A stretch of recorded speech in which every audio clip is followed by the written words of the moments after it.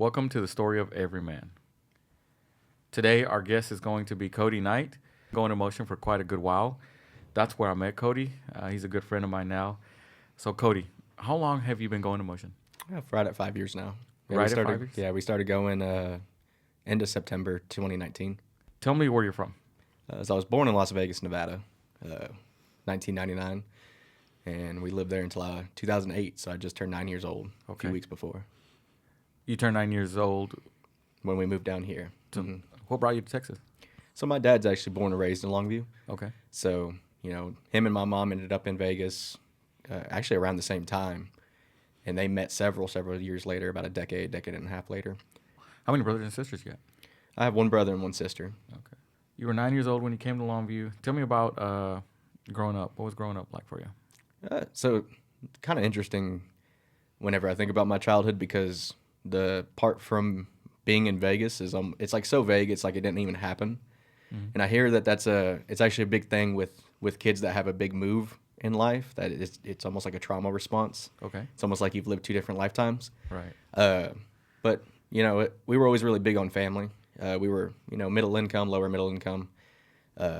So we spent a lot of our time just together, not really doing stuff, just at the house, having barbecues. We lived right down the street from my grandparents, and in Vegas, all of us were there from my mom's side. So we would always have really big get-togethers. And we have some step-siblings out there somewhere, and then a half-brother in Pennsylvania. Did you know that your whole life that they were out there, or did you at some point find out? So my father is actually my stepfather.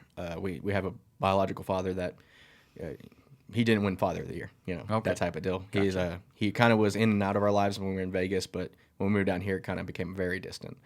So the half brothers from him, step siblings, that's from obviously my stepdad, and we knew about several of them, and then we ended up meeting one of my stepsisters later on. She found him through my sister on MySpace. So she reached out to my sister and was like, "Hey, I think your dad is my dad," type of deal. Oh, wow. And then she ended up coming to Texas to spend some time. So yeah. That's crazy. Yeah. Do y'all keep a close? No, not really. None of this. It's kind of an interesting situation whenever your father goes and starts another family and such. But All right. So you moved back to Texas. You're 9 years old.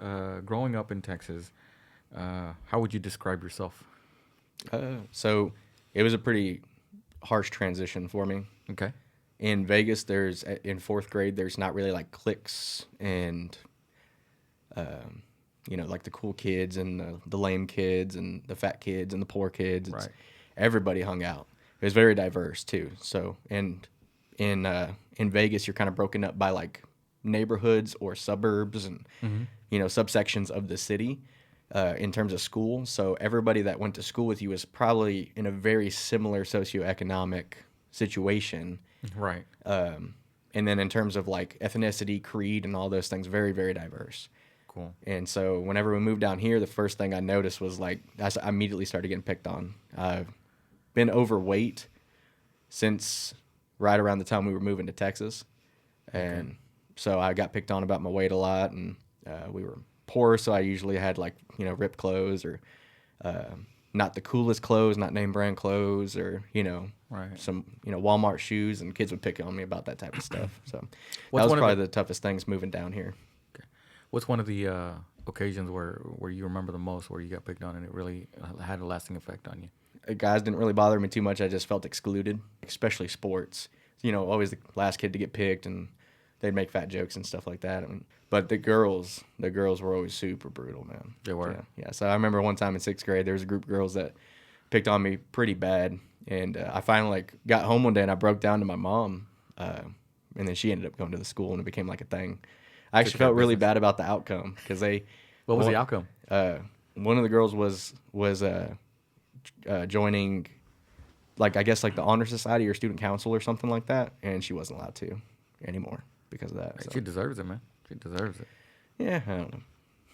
Tell me about early adolescence, growing up. Yeah, so I would say I started smoking weed and drinking when I was 10 and 11, somewhere around there.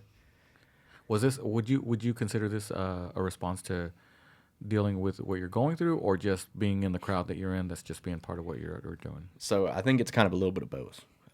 I think it was definitely a response to how I felt about myself, and I just want kind of an escapism type of deal. Right. But mostly is because the people who do accept you, Okay. you know, when you're in situations like that, are typically the kids that are in similar situations as you know, socioeconomically, and the more accepting ones are usually the ones that are just like, hey man, you know, let's just go smoke some weed. Yeah. In my day, we call that group the misfits. I mean, Yeah, I was part of them. we were Yeah. definitely the misfits. You Yeah. know, I ended up finishing in top 10%, and I was in UIL and honor society. I always wanted to build up my resume going into college. That was thinking about those types of things.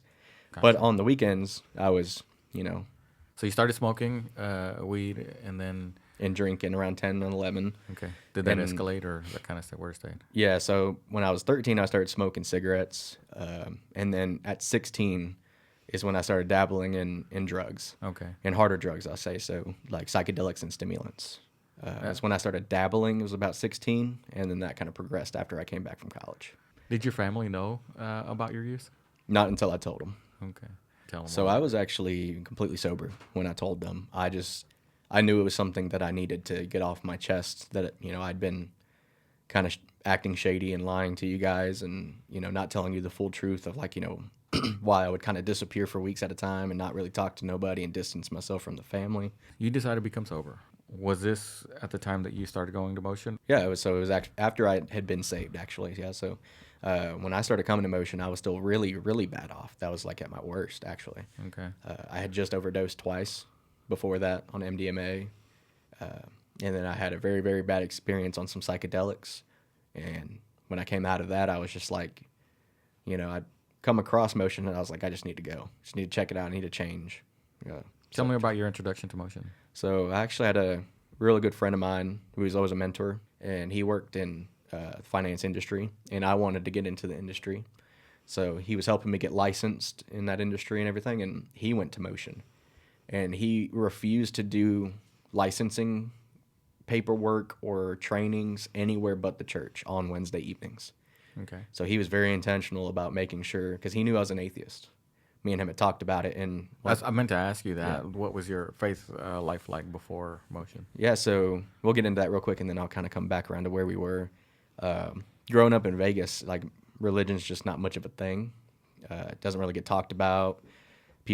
It's not part of many people's lifestyles, so I didn't even know what it meant. I didn't know who God was. I remember being like 6, and I think one of the popes died or was about to die. It was on the news, and they said something about God, and I asked my grandmother. I was like, who is God? So like, that's how, just had no clue what any of it meant. It was so off in the ether. But then when we came down to Texas, we started going to Hallsville, and between the jobs my parents had, people at their jobs would be like, you know, why don't y'all go to church? You know, you gotta go to church. Who was saying this? People that my parents worked with, okay. and then like other students that we went to school with, me and my siblings. So we were all kind of getting it at the same time. Like, what's up with this church thing? Yeah. Yeah, probably everybody in East Texas. Yeah. I mean, it's a culture down here. Yeah. And so we ended up going to a little church, and my dad is inked up head to toe. My mom has visible tattoos, and at the time he was bald, and he had a goatee down to like here, like a ZZ Top or something. And we walked into this little bitty church, man, and everybody whipped their head around and just looked at all of us like, where do y'all think y'all are at right now? Because I don't think y'all are supposed to be here. I think y'all went to the wrong spot, my guy. And you could feel it. I was 9 years old, man. Like, you don't, it's one of those things that you don't understand that. It's not like I'd been in that situation before, but as a 9-year-old, I knew, I don't think I'm supposed to be here, man, the way these people are looking at me. Yeah. And after the service, the pastor came and asked if he could do a home visit with my parents. He came over that next Tuesday, and he made some comments that, you know, we did not quite like. And so we never went back to church. What comments? He assumed that my father had been to prison because of the way he looked. Wow. So that meeting didn't really go over well, and I mean, and I talk about this often, you know, at the church whenever, you know, we're in meetings or whatever and discipling or having small groups, but it makes it pretty clear at the beginning of the Bible that we are representatives of God on earth, and this was one of those situations where it was a bad representation of God, and it was the first representation of God I'd ever really experienced in my life. So he made this assumption that your dad had been to prison. What did he follow up with? Just remember my dad was pretty disgruntled. Yeah, you remember Yeah. that part. Yeah. Okay. I'm pretty sure my father just asked him to leave. That is hard to be a family who's never been to the church. One of your initial experiences is the church saying you don't belong here. Yeah. That's pretty crazy.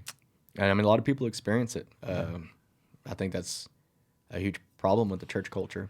Yeah. So, I mean, it kind of just, it made me feel pretty horrible about who God was. I thought that's who he was, by this representation that I saw. So it kind of took me down the path of disbelief. Your family has this first church experience. So what happens after that? Became agnostic atheist. I was just angry at God. Okay. You were meeting this guy every Wednesday at the church. It was probably like a month straight. I was coming to motion on Wednesdays to do something with this guy. When I kind of was at my wit's end, when I hit my rock bottom, and I realized I had to make a change. So I was deep in that lifestyle. That was at my very worst, was around that time. But on the weekends, I was blasted. Right. And so, yes, I was struggling very hard.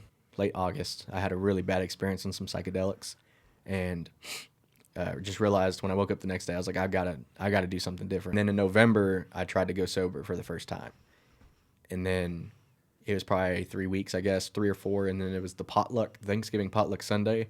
The night before, I'd actually went on a cocaine binge. Ended up doing some cocaine all night long, and it was probably like 5 by the time we were shutting it down. And I knew I needed to stay up for church, so I asked somebody for a pick-me-up. Took a little something else, and I came to church rolling pretty hard on MDMA. And I'm sure it was probably very apparent that I was blasted, right? But man, those people still loved on me. I still felt the presence of God, and I was like, man, I got to get my head out of my butt. December 26th was the last time I used. Okay. So December 27th is my sober day. That's pretty awesome. Yeah. Congratulations. So what would you tell somebody struggling with use, who's wanting to quit but can't find it yet? What would you tell them? Yeah. So the biggest thing is that if you're using, and especially in excess, you're trying to feel something in your soul, in your heart, and it's just not going to do it. It's always going to take more and more away from you, and you're going to have to do more and more every time. But it's because you're looking for something. You're looking for, completeness, and you're not going to find that in substances. You're not going to find that in activities. You're going to find that in Jesus Christ. So, I know not everybody's religious, and I know this isn't a religious podcast. I would say at the very least, give it a shot. During those first few experiences that you were at Motion, did Chris say anything that really touched you? Was it the music? What do you think? What's funny is the time that I showed up high, he preached the story of the prodigal son. Okay. And man, like that's one of those things that's like it. That doesn't make any sense to just by chance I show up high and he teaches on the prodigal son that day. Like that's a God thing. It has to be. It seems to always work that way. Yeah, and like I've heard you say many times when you first start coming. Well, honestly, still to this day, but especially when you first start coming, you feel like he's talking right to you. Right. Did Chris ever tell you, if you don't do it this way, then you're not a good person for it? No, so the vibe was always just keep coming. Just keep coming, man. Nobody ever really pushes anything down your throat there. And if you're making mistakes, they're more so there to help you through them, to sort out the mistakes that you've made and how to move past those. There's really not an aura of shame at that church, man. I was only 14 days sober when I told the whole volunteer group about my story and how I wasn't going back.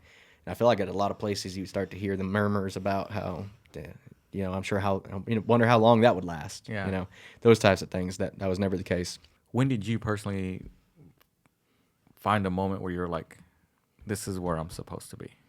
I would say probably the very first Sunday. Very first Sunday, even before I believed in God, which is kind of a funny thing. It's a recurring story that we hear from people at Motion that, I've really had that life change and built a relationship with God there, is that when they didn't have a relationship with God, they had they had a relationship with the church, and that's why they kept coming. And the relationship with God built off of that. Our friend Kristen puts it very well that when you do something very difficult with each other, you build a very strong relationship. If Chris were sitting in front of me, what was something you would want to tell him? I just thank him very much for being a good steward of the gifts that God has given him. Meet your wife before you came into motion, or Yeah, so me and Neva actually, we met in 4th grade. holy cow! I always had a crush on her. She didn't know who I was. We kind of hit it off in high school. I messed it up It's the all first right. time around bad. Luckily, it all came back around. I was sitting there swiping Tinder, and Neva popped up, and I was like, dude, no way she swipes right on me. Really? But maybe there's a chance. So There's I a swiped right, got a notification a couple hours later, and Dude, what were you thinking when I that was like, notification, no freaking way, bro. And I got worried. I was like, dude, she probably swiped right just to go in on me, just to start dogging on me. So I was waiting for the bullets to start flying, man. And Oh, jeez. she never did. And we just started out as friends, hung out a couple times, and then we started dating. We got married September 18th at 21. So Okay. been married a little over 3 years now. That's pretty awesome. But yeah, That is awesome. That is awesome. Tell me about your dad's first day. for the first time, November, it was Thanksgiving last year. So Pastor Chris had actually gave me the opportunity to sit up there with him and Shelly and speak on gratitude. They kind of came to support me, and then not much more that time. Okay.